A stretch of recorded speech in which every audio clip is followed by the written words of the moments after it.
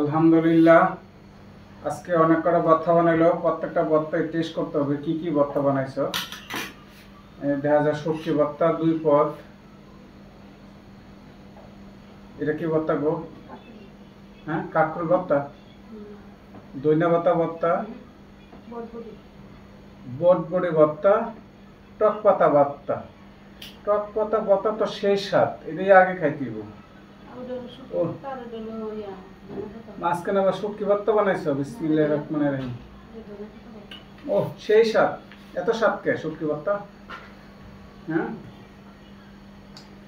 আরে পেঁপে ভর্তা, পেঁপে আলু না, লাল মরিচ দিয়া, ও সেই স্বাদ। এটা একটু টেস্ট করি, আল্লাহ ভরসা।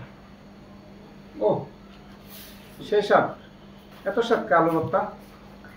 হ্যাঁ, টক পাতা ভর্তা খাই, আরে টক ফল আছে না? আরে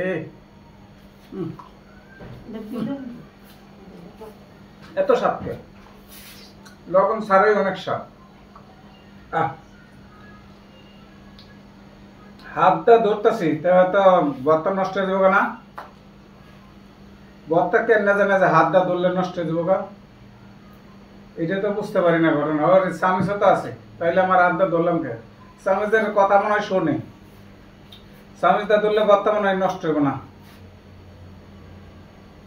আর না হয়তো ভর্তা আসলেই কথা জানে, কথা না জানলে